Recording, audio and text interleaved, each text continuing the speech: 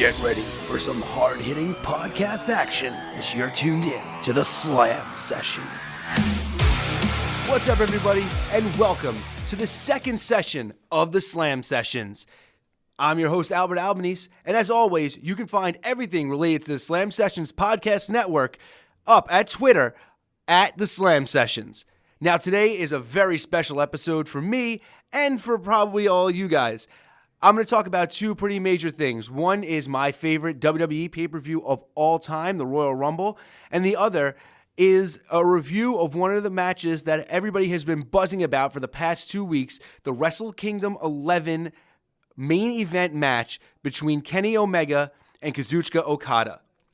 I want to first start this off by saying that I know that usually, that when I talked to you guys about this show last week, or last time actually, I made mention that it wasn't going to be a normal podcast. I wasn't going to do a lot of reviews and a lot of predictions and stuff like that because we get that all the time. This just so happens to be a perfect storm of different things that have happened over the past couple of weeks and are oncoming for the next couple of weeks that really seem to hit a note with me. I'm a huge fan of the Royal Rumble pay-per-view. The Royal Rumble match is my favorite match every year. I'm going to get into how the last 2 years I've been thoroughly disappointed, and not for the reasons you may think. But also, how could you not talk about this amazing Kenny Omega versus Kazuchika Okada match? If you're a wrestling fan, I really urge you to go see it. If you haven't, do me a favor, hit pause, because I'm going to start off out the gate with this match. Hit pause on this podcast, go and find that match and watch it, because it honestly is an incredible match. We have Kazuchika Okada in his fourth reign as the IWGP World Heavyweight Champion, defending against the cleaner Kenny Omega, representing the Elite, the Bullet Club in Japan. And Dave Meltzer, who is the guru when it comes to rating big matches and stuff like that, decided that he was going to give this match 6 stars, which is unheard of. It's widely praised as one of the greatest matches of all time already. Now, I'm a huge wrestling fan, and I can tell you right now, 6 stars, I think you're going a little bit overboard. I think Meltzer may have been, on a high when maybe he said this. Maybe, seeing this, maybe it was in his mind a little bit better than it really was. 4.5 stars from me, yes. Could I go up to 5, maybe on watching it on a second viewing? Possibly. 6 stars, I think it's going a little far, but that is not taking away the fact of how amazing this contest was. We're going to start off with the back and forth in this match was great. The counters, the reversals, the changing of the person in the advantage. The entire match was unbelievable. I am a big Kazuchika Okada fan. I've fallen off New Japan just because my life has just been a little bit crazy. Going to school, getting a new job. I haven't been able to keep up with New Japan as much as I would have liked to, but I always try to watch the bigger events, and I have to say that I've been a big Kazuchika Okada fan since he's come back, adopted the Rainmaker personality, and become one of the top stars in Japan. On the other hand, I'm not that familiar with Kenny Omega's work. I've seen Kenny Omega in a lot of matches, but I haven't seen his Bullet Club run. I kind of really stopped watching New Japan when he took over the Elite and took over the Bullet Club from AJ Styles. Since then, I haven't been paying as much attention as I would have wanted to. Kenny Omega's always impressed me. I've seen a lot of this stuff beforehand, but everybody said that he's been absolutely unbelievable during this run, and I believe everybody. What I do have to say is that Omega maintains being a heel this entire match. He is super athletic, and the near falls at the end of this match were so incredible. Let's start off by saying that Okada just has this great mix of high flying and high impact offense. He still has the best dropkick in the business, although Kenny Omega looked like he damn near caved in Okada's skull with a top rope dropkick to the back of the head, which was sick. The table spot. Oh my God. They just teased it the entire match. Omega with a double stomp on the table. Then, we had the tease with, the Bucks, trying to help out, grabbing the table. We had a tease with, them setting it up, and, it looks like we're going to have a one-wing angel through the table. It looks like Okada's going to try to plant Omega through the table. And that back body drop up over the top rope through the table may have been one of the sickest moves I've seen ever. Just the elevation on that. I mean, those Japanese tables look so different than their American cousins. And, they're thinner and they're smaller, and it just looked so awesome seeing Omega crash through that table.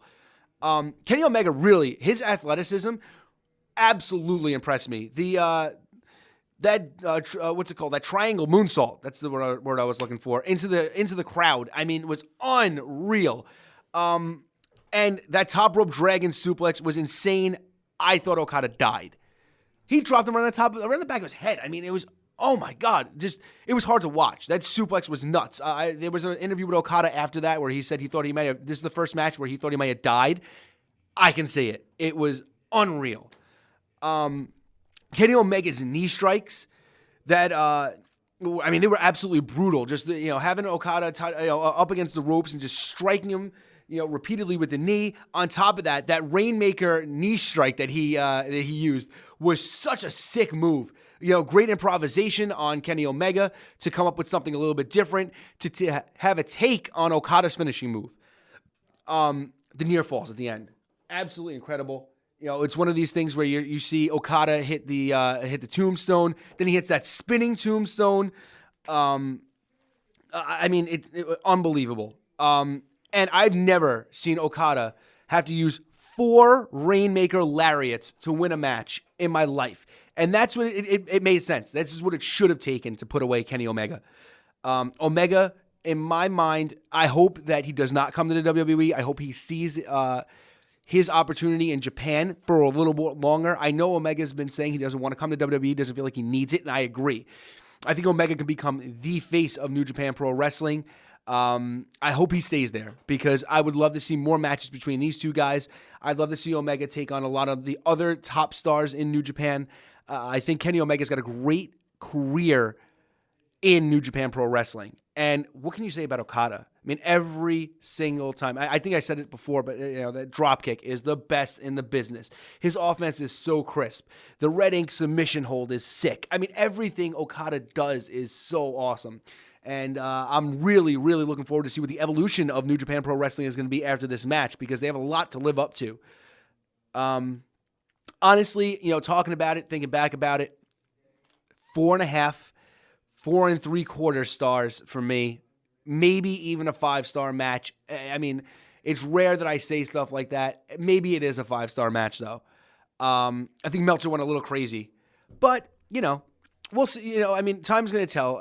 We'll see how it stands the test of time. But I think it's going to be one of the better matches of this year. And, it was in January. It's a sick thing to think that this could be a match of the year candidate all the way down the line. And we haven't even seen half of the match. The majority of the matches that are going to happen in the year 2017. All in all, big up to New Japan Pro Wrestling. Big up to Okada. Big up to Omega. You guys killed it. You guys put on a great show. And I am so glad that I was privileged enough to be able to see such a fantastic contest between two fantastic athletes. We're going to take a little bit of a break here. I'm going to do a little bit of a plug before we get into the second part of the podcast. I happen to be a big fan of paying stuff forward. I happen to be a big fan of helping out fellow people that I believe are extremely talented within this business. So I have a friend. His name is Khan. I think you should go, and if you're a fan of hip-hop or you're a fan of music in general, you should go and check out his SoundCloud. It's soundcloud.com/Conrome, CONROME. The guy is putting his heart and soul into everything he does. He's not in this for fame. He's not in this for money. He's in this to leave a legacy for his family. And he's a great family man. He's a great friend. And it would really mean a lot to me if you went on to his SoundCloud and took a couple minutes out of your day and listened to some of the stuff he does. He's fantastic. I think you guys all should go out and just take a little bit of a listen to him. So, let's move on to the second part of this podcast. It's going to be a little bit of the longer version, the longer part of the podcast. We're talking Royal Rumble. 2017 Royal Rumble, it's on its way. I mentioned earlier in the podcast that I'm a huge fan of the Royal Rumble match.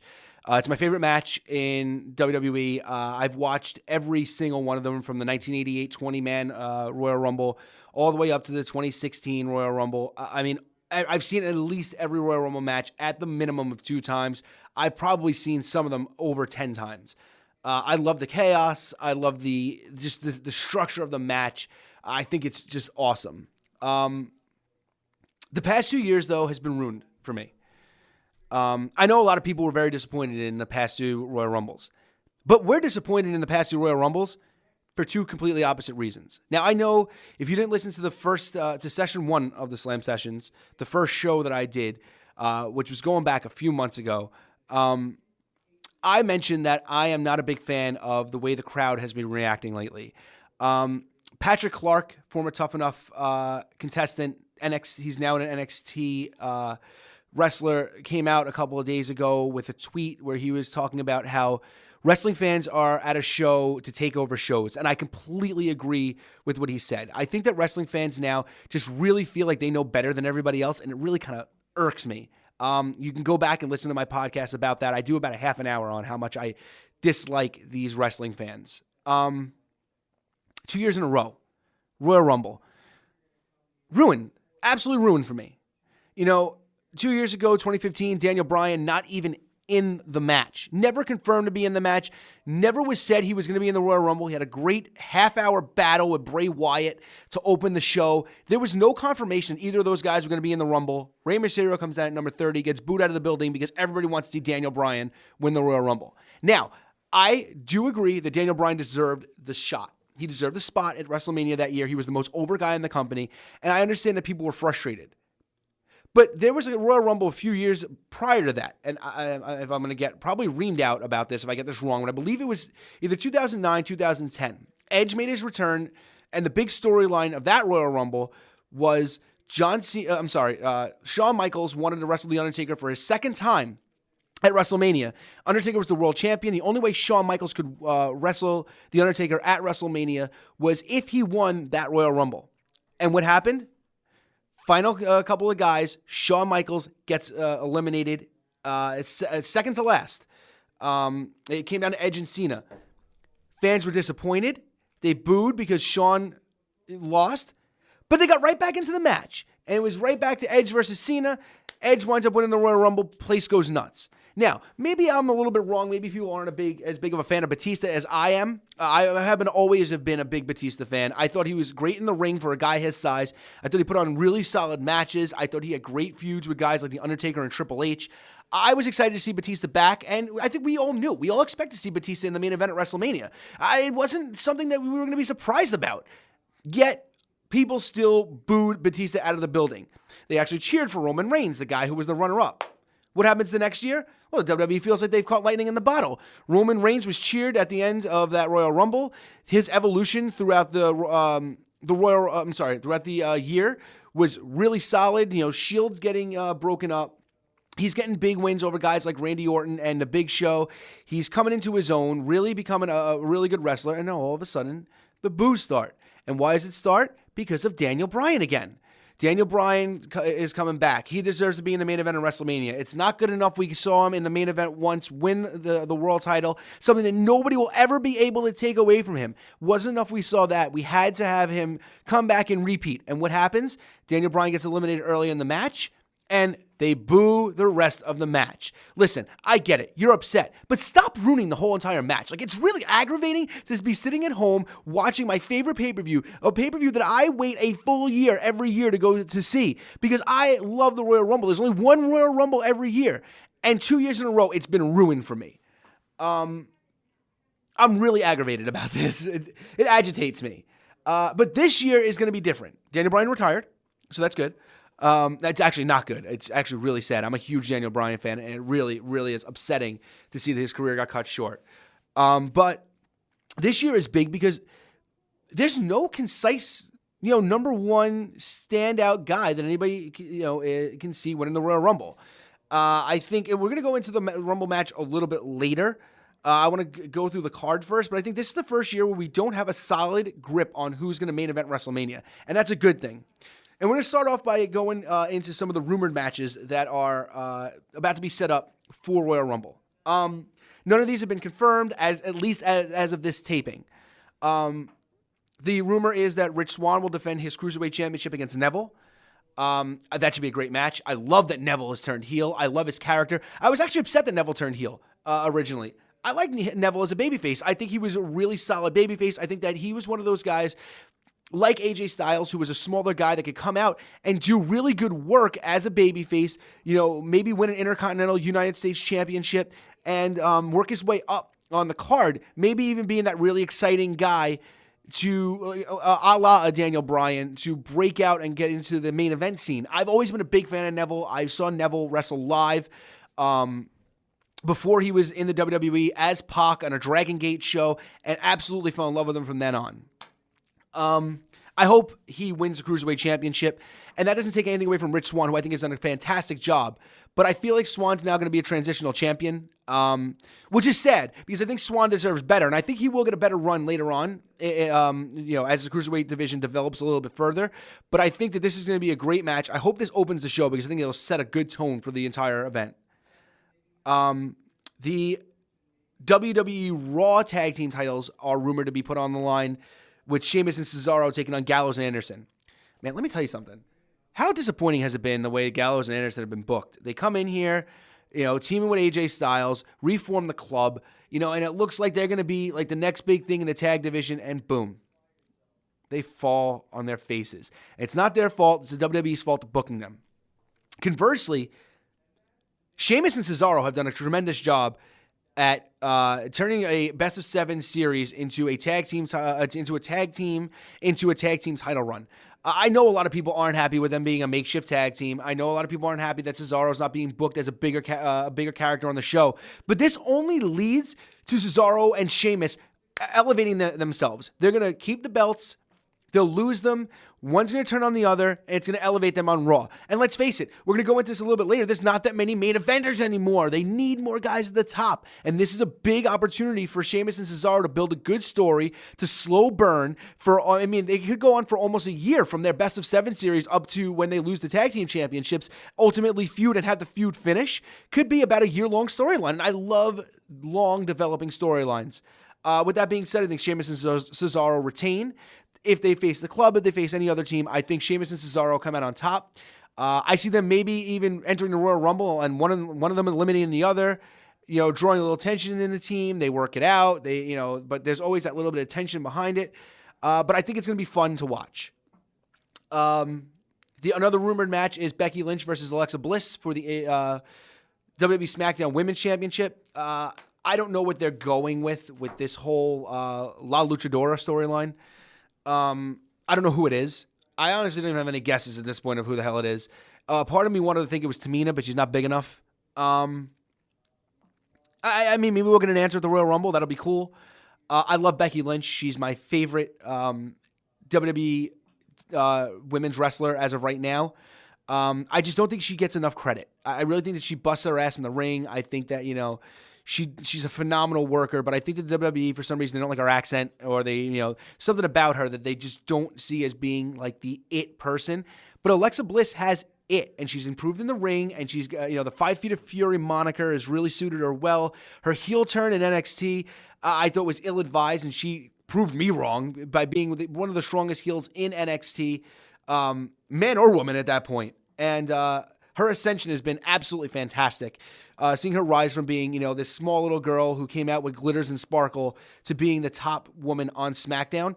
I think she retains. I think we get a little bit more of a development. Maybe we'll see who the La Luchadora character is. That develops into a little bit more of a storyline with Alexa Bliss. Maybe she's aligned with somebody. But ultimately, I think Alexa Bliss wins.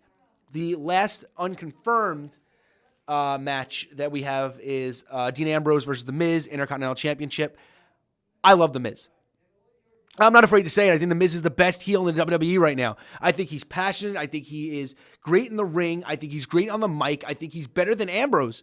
I was pissed seeing Ambrose win the Intercontinental Championship. I think the Miz should have held on to that title for a lot longer. I don't think there's anybody that honestly on the SmackDown roster can hold a candle to what the Miz is doing altogether. You may think I'm crazy, but you can't tell me that the Miz's character is absolutely not on point at all times. Maurice does a great job in playing up her role, and the Miz is a great cowardly heel. He's always been a great cowardly heel.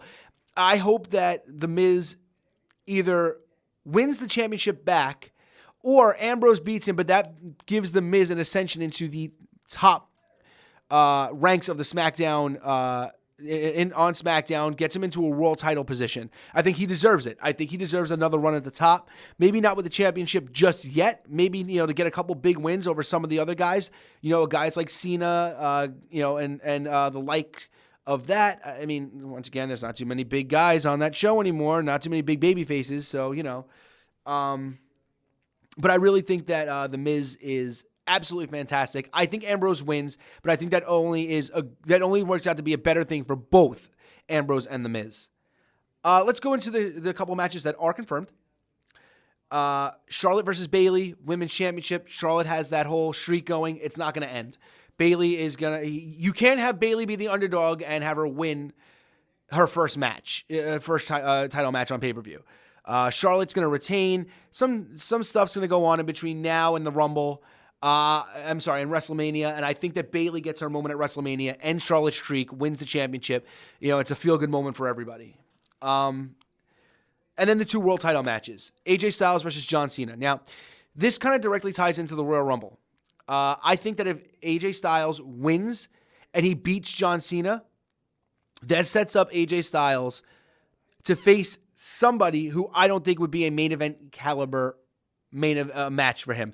Unless it's a guy like Samoa Joe who debuts, I don't see anybody on the roster that really makes me interested in seeing what they're going to do against AJ Styles in the main event. He's already faced Dean Ambrose. He's facing John Cena again. He's already faced Ziggler. What other guy is there on that roster right now that really, can put on a great match with AJ Styles in a WrestleMania main event? I don't know. For that reason, I say John Cena wins. And if John Cena wins the World Championship, I think that John Cena faces The Undertaker at WrestleMania in a title versus career match if The Undertaker wins the Royal Rumble. If not, I think Cena has a lot of other guys he can work with. Guys like Baron Corbin, guys like Bray Wyatt. Maybe, Wyatt and Orton get inserted into the title picture in some way. There's a lot more guys that Cena can work with at WrestleMania than I think Styles can work with in a world title program. And Kevin Owens versus Roman Reigns, WWE Universal Championship. I'm torn again. I don't think one guy is walking out. I don't think both guys are walking out heavyweight champion at the end of the night. I think either AJ Styles loses or Kevin Owens loses. Reigns losing the U.S. title is a good tease for us to think that he can win the world title. Once again, I don't see who Reigns faces in a WrestleMania main event match that excites me. So with that being said, unless he faces The Undertaker, I don't see there being a big imposing WrestleMania main event against a guy like Roman Reigns. On the other hand, Kevin Owens has Chris Jericho. And I think we see them finally their relationship gets shattered and they turn their back on each other and we get the finale of their feud at WrestleMania. I would love to see that for the Universal Championship. That'd be great. I'm going to say that Owens retains. I think Cena wins, and I think Owens retains. And that brings us to the Royal Rumble match. Now, this is my favorite match of all time. I love the Royal Rumble match. This year is so different. We don't have a lot of people in this Royal Rumble that really sit and break out to you as being the guy who wins. The Undertaker is one of them. And other than a Finn Balor return, who else do we see winning the Royal Rumble? We know we have Brock versus Goldberg. We know that that's probably going to want to be a match at WrestleMania. I don't think they're going to make a mistake by putting them in the main event of WrestleMania in a World Championship match somehow by having one of them win the Royal Rumble. So what I think is that they're going to come in, beat up on a whole bunch of guys in the ring, eliminate each other, and it winds up turning out to be about somebody else. I'm excited to see Lesnar and Goldberg go at it at the Royal Rumble. I'm more excited to see about their WrestleMania match. If Goldberg's healthy, I think they could put on a really good, 8-minute match. I don't see it going longer than that. I don't think it needs to. It's just two guys beating the crap out of each other. And you know what? There's a lot of times where that's just really fun to watch. So now we take them out of that scenario. Other guys that I had thought of, Bray Wyatt, Randy Orton. You have to think that this tag team championship thing has been a vehicle to get Orton and Wyatt one-on-one with each other at WrestleMania. I think Orton turns on the Wyatt family, turns on Harper, turns on Bray. We have Orton facing Bray at WrestleMania, or maybe Orton and somebody else tagging against Bray and Harper at WrestleMania. So that counts them out. Who else do we have? We have Chris Jericho. And these are my dark horse picks. Chris Jericho, who just won the U.S. title, and I don't think that unless he gets a title shot against Kevin Owens, I don't see him in the main event of WrestleMania. I think he deserves that spot. I think him and Kevin Owens have been the most entertaining parts of Monday Night Raw since the brand split. However, I just think that because Jericho is so selfless in the way he does it, I think he'd much rather see some other guys go and prove themselves in the main event of WrestleMania because he's already been there and done that. Plus, he just won the U.S. title. He's probably going to have a big U.S. title match at WrestleMania. So I don't think Jericho winds up winning. Seth Rollins is another big name that entered the Royal Rumble. But once again, I think we have a Seth Rollins versus Triple H match being set up. So I don't see Seth Rollins coming out on top here. I see maybe even Triple H screwing Seth Rollins over. The other guys it's a slot of SmackDown guys. Baron Corbin, Dolph Ziggler, Dean Ambrose, and The Miz. I don't see Miz losing a championship and winning a Rumble and becoming the number one contender for the championship. I love The Miz, and I think he's a great... I've just gushed over how much I really enjoy his work. But I don't see him winning the Royal Rumble. I don't see Baron Corbin being ready yet. Everybody knows that Dolph Ziggler is going to probably wind up being a guy who either gets eliminated really early and everybody's going to be pissed off, or he stays really close to the end and it looks like he may pull it out and he falls short like usual. And Ambrose has just been, he wins the Intercontinental Championships, kind of similar to something about like what I said with Jericho, wins the IC title, doesn't, comes out and doesn't, have a big match at WrestleMania this year. Maybe he's in a multi-man Intercontinental title match. Maybe he gets a good one-on-one match against somebody. I don't know, but I don't see him winning the Royal Rumble. So I have two picks. It's either going to be The Undertaker or Finn Balor is going to return and the Demon is going to come to reclaim his heavyweight championship. And how sick would it be if Balor winds up winning the Royal Rumble and challenges AJ Styles for the SmackDown heavyweight championship? That's a WrestleMania caliber main event right there. Finn Balor coming back from injury is the only thing I can really see as being one of the biggest surprise that we have at the Royal Rumble this year. So there it is. So my picks for the Royal Rumble. Each week I'm going to give you guys a match or a pay-per-view to watch.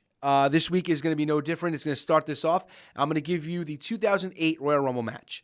I know there's a lot of people who probably listen to this that are not John Cena fans, but I was there live at the 2008 Royal Rumble. And to be honest with you, I wasn't too happy when Cena actually won the Royal Rumble.